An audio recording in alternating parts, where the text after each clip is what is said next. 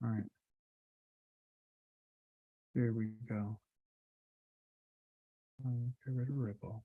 Okay. And we're gonna go right here. Okay, so we left off. Yeah, well, we thank you for this opportunity to be with you and to learn about your Torah. We ask that you would forgive our transgressions and our sins that we have done, Yahweh, against you, and out of error, nothing intentionally. We thank you for your Torah, and we thank you for your laws, your statutes, and your commandments. And we thank you for this moment in time that we have to be able to come and learn from you. And we ask that you would lead us and guide us into all truth. Hallelujah, hallelujah, hallelujah. Praise the mighty Yah. All right, so it's just us tonight. No worries. All right, so last time we left off, we were talking about this idea of a rebellious son. I don't know how applicable this is going to be tonight because our children are older, right? And so we don't have to worry about doing this, but it's important to understand the idea of what Yah is looking for, because this is Yah's mindset. So he's sharing his intimate details with us on how we should live and what we should expect, in our community and also too in our families. The Most High is looking for us to be a certain way, and he's looking to get rid of the individuals that might be causing a disruption in his family, because it is his family. It's not our family, it's his. So this rebellious son is one who we want to talk about tonight. Okay, we'll just briefly talk about it. It says here that he's stubborn, right? Does Yah have stubborn children? Yes. Okay, Yah does have stubborn children. This word stubborn, of course, it's in a participle. They got it as stubborn, right? And the word is called so rare. Like, he's rare. Like, so he's so rare, but it means to be one who is turned away, right? Turned away from the Most High, or turned away from the instructions of his parents. It's called sarar. But I thought you just said it was so rar or so rare. Or so rare is the actual way that it's being conjugated, meaning the way that it's being expressed, letting you know the action is going on. The actual word for stubbornness and rebelliousness is from sarar. The first letter that you see is a samak, this letter right here, okay? In Hebrew, it look like that, or it'd be just a O in some cases, okay? But that really there means to see. It seems like it's a circle, okay? And it means to go around, okay? That's what it is. And it's shaped as a snake because it has this, the old ancient way it was like a snake. So that's the first part of this. And a circle does something, a circle turns, okay? So it goes around and just turns and turns and turns and turns. That's the reason what a circle does. It goes over and over and over and over again. So the next letter that we have is this idea of a resh, okay, which is the head of a man, right? And the resh is the head, okay? And then the one is to turn, which is the samech, okay?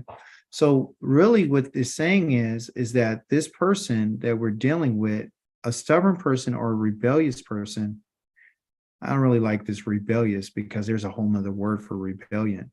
But the stubbornness I can see, that means that this in particular person is refusing to have their head turned in the direction that they need to go in, okay? If you notice, it says a lot of our Torah portion talks about if, has, or exist to a man. I was talking to my wife about this today, that all these are reference to a man. None of this is identified or talking directly to a woman. Okay. It's only talking to a man. So if you look at verse number, we're just going to go back up here and we'll look at verse number, where it start, verse number 15. It says, if exists to him a man, he has two wives, to a man. Okay, that's that part of the teaching. Verse number, the opening verse that we have. Okay, and it's talking about a man. When goes out to war, who? These men. Okay, so the Most High is dealing with the men of Israel, and he's letting them know on what they have to do in order to maintain order, and how they're going to have to deal with certain circumstances, situations. So here we have is a man, there exists to a man, not that he doesn't have a mother, but he does have a son. And he says this son is stubborn. That means that he's always participating in that which is turning away from what he was directed. Okay. And then it has this word right here called more. Okay. More. Okay. The first part of this, that mo, and the next part is re. So more. Well, in the Hebrew, more, just the word itself means a teacher. Right? That's a more, directed from the Torah. So you can see they can have several words in the Hebrew language that sound alike, but they have different meanings. And context will tell you what it's talking about. You wouldn't mention so rare along with a teacher. It doesn't make sense. So this one, the real root of this is called mara. But the reason why it's more is because, just like it's so rare, is because that in particular sound, the O sound, lets you know that it's going on. And what is marar? Well, marar means to be bitter, right? So being a rebellious person is one who is bitter. Okay. You might ask yourself, well, how do you come up with bitter? Well, you look at the letters with the mem in Hebrew, which has to do with water. And then you look at the next letter, forget about the O part because that's the action of it. And then you got the resh right here, which is the head of the water. And so when you look at the heads of the water, you're talking about a stream. There's a head there. Are you talking about a head of a river? It starts somewhere at the top. Okay. So usually when they talk about something being bitter, they're talking about water. Okay. The water is bitter because at the top of the stream or the top of the river, something blocks the flow. Okay. So something's blocked. And then, you know how you go in a creek or a river and there's all these trees and everything, it stops the flow of the water and the water just kind of becomes stagnant. Okay. So when you have stagnant water, it begins to stink.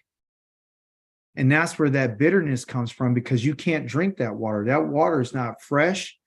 It's contaminated because it's lost its flow. So if it's not flowing and it's just being stagnant, it's stinking. So when we talk about someone that is rebellious, right, or stubborn, or so rare, with someone who won't turn their head, okay, in a direction that they need to go, that the father and the mother's trying to bring them. But also, too, when we talk about a rebel or somebody who's actually practicing rebellion, it's a person that's being stagnant in their growth. They're not growing.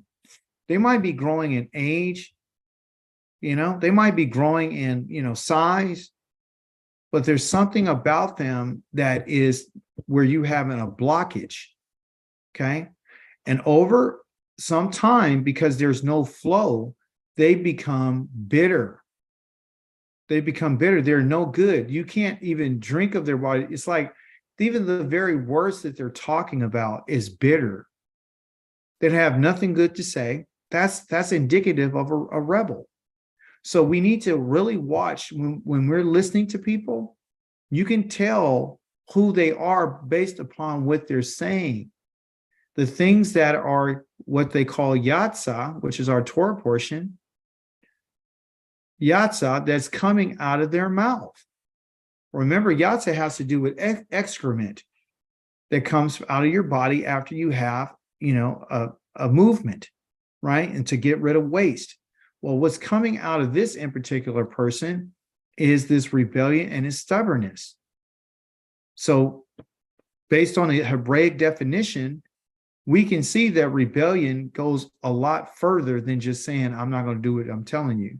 You're seeing that what they talk about is bitter, their attitude is bitter, they're stagnant, okay, in their mental growth, they're not growing. There's a blockage of flow. When there's a blockage of flow and the water becomes stagnant, then it becomes everything on that end in the stagnant water becomes dead. Because there's no flow, because flow equals life. So the fish that are still on the stagnant part, they get stuck there, right? And there's no flow of the water. What happens to the fish? They die. When they die, what happens to the water? It's contaminated. Yeah. You see? So this is a lot deeper than just reading the word. Oh, if a man has a son who's stubborn and rebellious, we go right over that because we don't really understand the ramifications of rebellion. Now, did these parents cause this boy to be rebellious? No. It's possible. I want to show you that it's possible that they could have been the reason why. They could have been. There's several reasons why a person ends up being a certain way, okay? And we're going to talk about that in just a few moments, okay? It's very possible that the parents could be responsible for the rebellion. And in this instance, in our Torah portion, what we're reading right now, is not talking about the responsibility of the parent, what the parent didn't do, because it did say that the parents did something, okay? Right. It says... And it says that this one will not obey. He will never, not just, there is no obedience. There is no, now that we got rebellious and rebellion out of the way, and we understand what it means, then the next thing it says that there does not exist. There is nothing. There is no listening. That right there, you see that word is called Shema, but it's called Shemoah. It's called Shemoah, okay? Shemoah. Shemoah. Again, that O sound telling you that it's actually going on. It's a participle. That's an ing. So they're not listening and they're not hearing with a voice. They're not hearing this voice. Not to the voice, not a lamed in front of it, 2 or 4. They're not hearing with the voice. That means that they blocked out what is being said to them because that's the reason why they're not listening. Okay? The Most High calls the children of Israel a rebellious people, a stiff-necked people. And the reason why he says this about us, because we're stiff-necked, we won't listen to the discipline. We are bitter about what he said. And also, too, when we're not growing in the manner in which Yah wants us to, and there's really no flow, and there's no change, and there's no continuation of flow, which is life, which in our case would be the Torah. When the Torah stops, okay, when the Torah stops, then this is what happens. That's the reason why the Most High is giving us instructions. It's not an accident that he would use this word more. He knows that if a person understands this, they would know what a more is, a teacher. But here it stands for a person who's continually in rebellion. So the person who's continually in rebellion is the person who won't listen to the teacher. You better hear what Yah is telling us. They refuse to be taught the Torah. That's a rebel. They refuse to listen to the Torah. The Torah are what you call instructions. It means to point the finger. It means the guidelines. So the moment that this doesn't happen anymore, no longer they're taking instructions, no more are they listening to what you're saying, and they don't want to hear your voice any longer of the father, his father, or to the voice of his mother. He's getting voices from father and mother. And it's just, it's not for him. This is talking about any child. They're just using him as an example. You see, when we stop listening to the Most High, then we are the rebel. Okay. That's the key to rebellion, is not listening. And then you get this bitter attitude. There's no flow in your life and you're just dead. Okay. Listen. And then it says, and listen, after they, I said earlier that this in particular family did discipline their son. They did. And they did it with force, because that's what that PL is. They forcefully did this. They corrected their child there. They suru. That urai means till they, plural, they did it, third person. Okay. Common plural, they did this. Both the mother and the father, sorry, they try to turn his head. Okay. If you notice right here, if you got your sar, because if we look at the Hebrew on this, the actual word will be called yasar. Okay, because he's a so rare.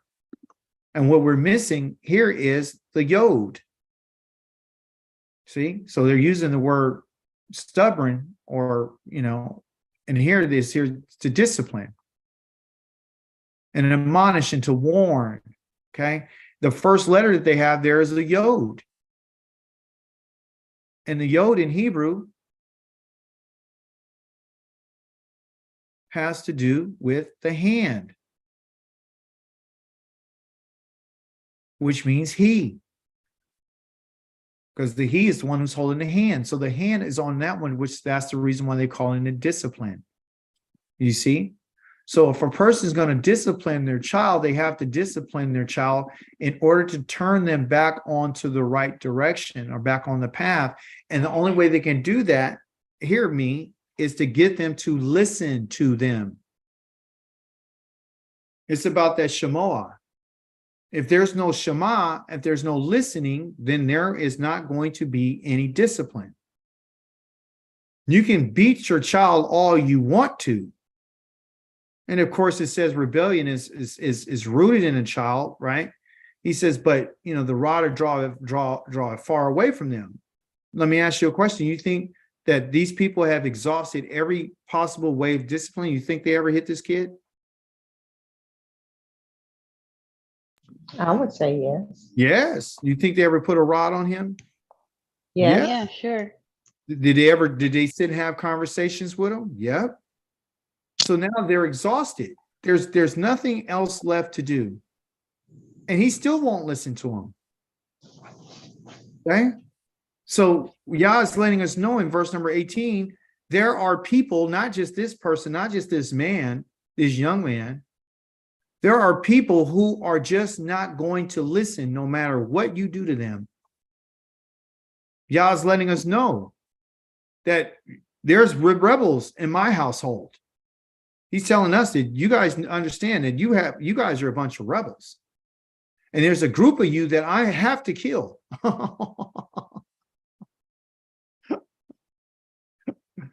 I'm going to kill you because there's nothing else I'm exhausted. I've done everything I possibly can. I mean, even in the prophets, he said, where should I strike you next? What's the next move? How much more beating do you have to take? He said, haven't I wounded you enough? You still don't get it. Verse 19. They're so fed up in verse number 19 that they're going to have to apprehend him. Verse number 19.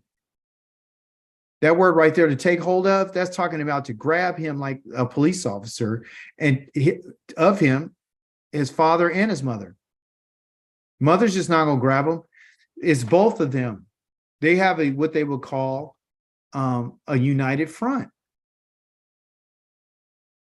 That means that she got so fed up, and he was fed up to say, you know what? Nuh-uh. It's just, they had to come to it. I'm not going fast through these verses because I really want us to understand what is going on here. These two people had to come to, did they come to the conclusion at the same time? Huh? Like they did. I doubt it. Maybe the father was more understanding. Let's just take it off the mother. Usually it's the mother who's more understanding. Maybe the mother is like, I'm done. And the father's like, nah, honey, that's okay. Let's just keep, working with them. Or you can reverse it and say the father's like, I'm sick of it. And then the mother goes, please, honey, let's just give him more time. So what is Yah telling us? He's telling us going to come a time where this united front right here, because they're Akkad, they had to come to a consensus on it's time to put an end to this foolishness. Because he's an embarrassment to them now. You see? Because the Most High says what these people are doing in the community of Israel is foolish.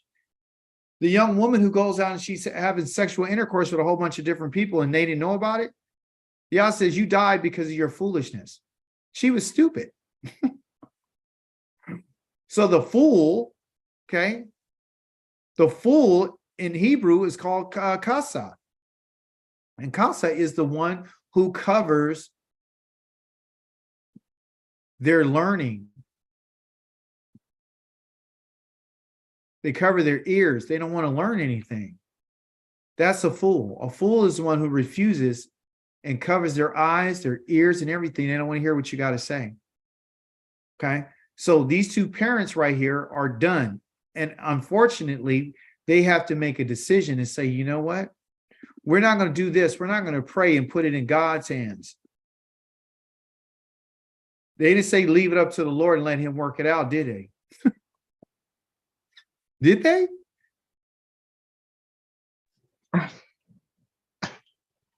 Huh? This was a hard decision for them, but they understood something. So what they have done is they've caused him to come out. There's your word right there again. We click on it, is going to be the Yatsa. That's what it doesn't say Yatsa, right? It says Hotzia, okay? But you can see the Zadi and the Aleph right there, okay? So it's really going to be Yatsa. And what does Yatsa mean? Not that we're playing a game Yahtzee, but what does Yatsa mean? There it is. What's Yatsa? It means to come out. It means to go. So they're going to cause him to come out now. Right? So our idea of coming out, and not like coming out of the closet like a homosexual, but coming out, not as a gay or lesbian, not coming out that way. They're going to cause him, after they apprehend him, they're going to cause him to come out. And the reason why they're having him come out, you guys, is because now it's time for it to come out. It's time. Everything in our life has a time for something to come out. The father and the mother are getting fed up, or they're sick of how they're feeling now. The embarrassment is beyond measure. So now it's time to get this out of them and out of their family, because he's a shame to their family. Okay. Now, once he comes out, right? Once they bring him out, can they bring him back in? No. Okay. Once you have a valve movement, do you go back and pick it up? Nope. Huh? No. Well, why are you getting so vulgar? No, it's the truth. This has to do with excrement. Yah's trying to show us something. He's telling us that you and I need to get rid of things at a certain time, and you only have a certain amount of time to get rid of it. But I'll let you hold on to it until you can't take it no more. Okay, so you're going to bring this individual out. You're going to Wahotziyu. They're both going to bring him out, and they're going to take him to the Zikain of the city and of the gate, because that's where everything goes down. All the judgment at their in particular city is going to happen at the gate where the elders sit. The elders sit there and they wait and they make these judgments.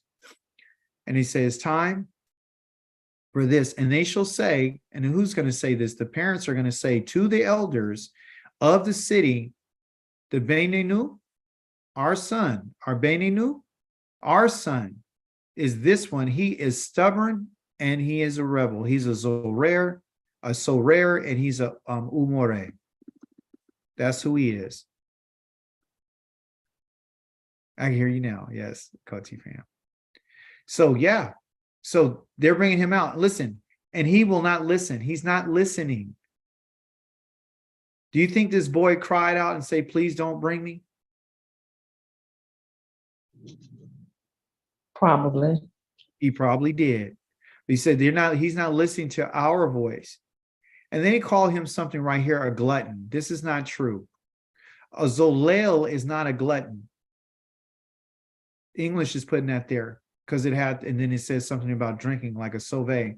This is true about always drinking. He just drinks a lot, right? So if you notice, everything is in a participle. Everything is ing. It's constantly in the present tense, always happening. He's not listening to us. He's not obeying us. He's not, he's stubborn. Look, it's still a participle. It's continuous, on and on and on, and won't stop. He probably more than likely was crying and say, please don't take me. But when they called him a zolel, what they're talking about is that he's like it had to do with a branch, okay? And what they would do was take a branch of a tree and they would use it as a staff, okay?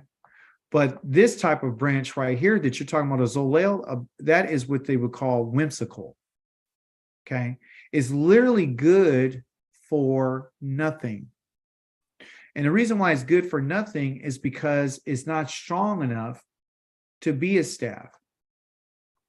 It's not strong enough to be a staff. Okay. The staffs need to be thick. They need to be strong. They need to be sturdy. He's good for nothing. He's too flexible. He can be bent in any direction that he goes. Wherever the wind goes, that's where he goes. He's just like a twig. So you can't use him. He's not of any good. And they understood this. And tell me the reason why, occultees, occult. Why are they concerned about him being good for nothing as a branch that has to have no strength? What is the staff used for? To lead means authority. Yes. So the staff, eventually, that staff that you're supposed to take, because every child is going to grow up to be a small little twig first, and then over time he's going to grow, and then there's growth, and then he's going to become a branch, and then you can use him, and then once you take that branch and he's green, then you're going to take him out, and then you're going to let him mature, and then he's going to end up becoming strong and firm. Okay. So when you get it, it's green, but you got to let it dry out. That's what that word zolel has to deal with. So what it's saying is that he's not going to be good enough to lead the next generation. If he's not going to be strong enough to lead, he's not going to be able to be a good teacher. And all we're going to have in the nation of Israel is a whole bunch of fools. Okay? So we need to get rid of him. Okay? And so, see verse number 21, and shall stone him all the men of the city with stones. All the men, not the women, the men. And they're going to put him to death, and you shall put this hurrah from the Makirabakah, from the midst of you, of all of Israel shall hear about it, and they will fear. Okay? To close up the study, I want to share with you a verse in Proverbs, verse number 6. You've all heard this before. It says, train a child in the way he should go, and even when he's old, he will not swerve from it. You've heard this before, right? Yes. Okay. So my understanding was, if you train them up in the way of the Bible, or you train them up in the scriptures, or you train them up this way, then they're going to return back to the Bible. They're going to return back to wherever you taught them. Every good thing that you put in them, they're going to return back to it when they get older. He's not going to swerve from them. They're going to come back. So all my life, I've been told, don't worry about it. He's going to come back.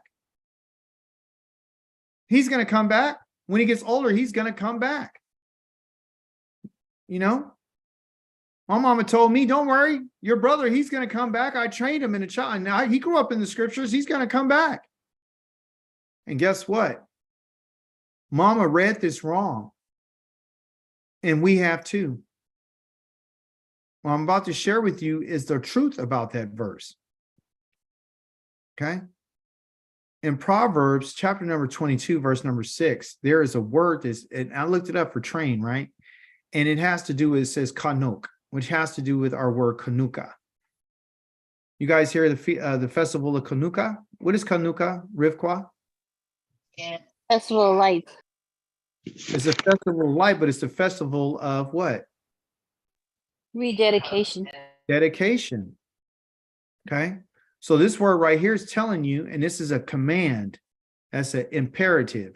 You need to be dedicated to a child. Okay. When you have a sense of dedication, this Hebrew word from kanok comes from this word that has to do with the mouth. Okay.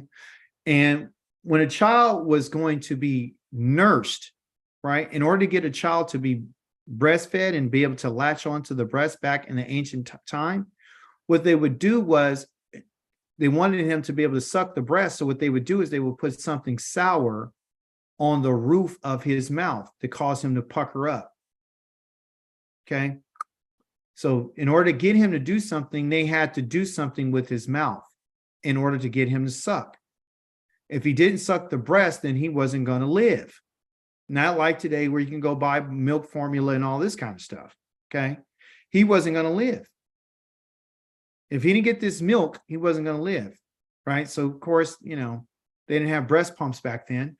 So it was imperative, like a command, to get this child to learn how to suck. Okay. So now he's telling us that you need to get this child, you need to be dedicated to this. You got to be dedicated to get them to latch on, because if they don't latch, they die. Okay. Secondly, he says, and they said, in the way he should go. Right. But when you know that this is, they put this here. That's what they put. Train up a child in the way he should go. No. I'm going to explain to you something. It doesn't say that. Okay, so let's verify. Kwa, tell me, what does the word P right here mean, if you remember?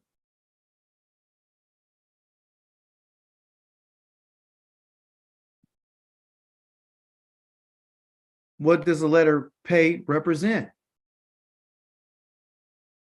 Mouth. The mouth. Thank you, guys. So the P is the mouth. And this word means all. That means above or upon. Okay, so on a mouth, we're not looking above the mouth, we're looking upon the mouth. This little squiggly line that's right here next to this word all, right here. I'm gonna get this bigger because this is amazing what the Most High is being able to show us. This word all has a little squiggly line next to the lamed. Okay. Right here. Right there. That line means these two words are connected. So what this means is to be dedicated. Don't be trained. Well, it is kind of trained like you teaching this kid how to suck. You want the child to latch on based upon the mouth. Look at the beauty in the scriptures. You want the child, you're going to dedicate this child to train him to teach the child upon the mouth. What does it mean? How are you going to train a child upon the mouth? How to suck goes back to the dedication, right? Looking to the breast.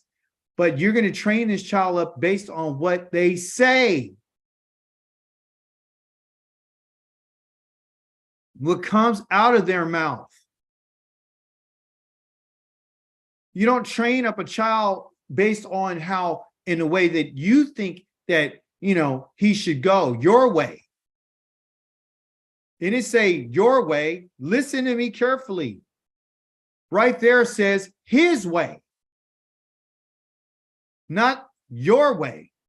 Direct direct means the way, but that O right there means his. Third person masculine singular, upon this child's way, upon what he says was coming out of his mouth, his or her mouth.